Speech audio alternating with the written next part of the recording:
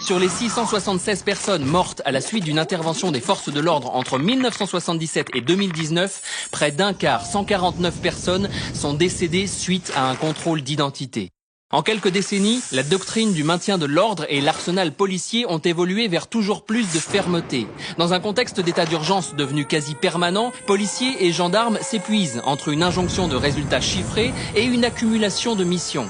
En face, citoyennes et citoyens apprennent à se méfier des contrôles d'identité, des risques en manifestation. Au fil des choix politiques, les injustices se creusent, telles des tranchées, et deux camps s'installent. L'État dispose du monopole de la violence légitime. Mais avec ce monopole viennent des responsabilités. Les premières sont celles d'équité et de justice. Saurons-nous remplacer l'obsession de la riposte par celle de la désescalade ? Interview Fabien Jobard, première. Alors je suis Fabien Jobard, je suis chercheur au CNRS, spécialisé sur les questions de police et justice pénale. Historiquement, la police française se caractérise de toute façon par une distance très forte à l'égard de la population. C'est lié au fait que par une sorte d'accident historique, la police en France est une institution régalienne. Ça paraît tout à fait naturel que de dire que la sécurité, c'est du régalien. Mais en fait, c'est du régalien en France,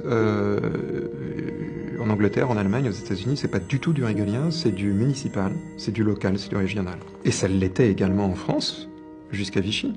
C'est un acte du gouvernement de Vichy, 1941, qui a nationalisé les forces de police en France, qui a créé la police nationale, que l'on décrit aujourd'hui comme une police républicaine. La police républicaine, c'est la police nationale. Alors il se trouve que les lois qui fondent l'autorité municipale en France, les lois des années 1880 sont des lois républicaines. Elles posent que le maire est garant du bon ordre, de la tranquillité, de la sécurité publique.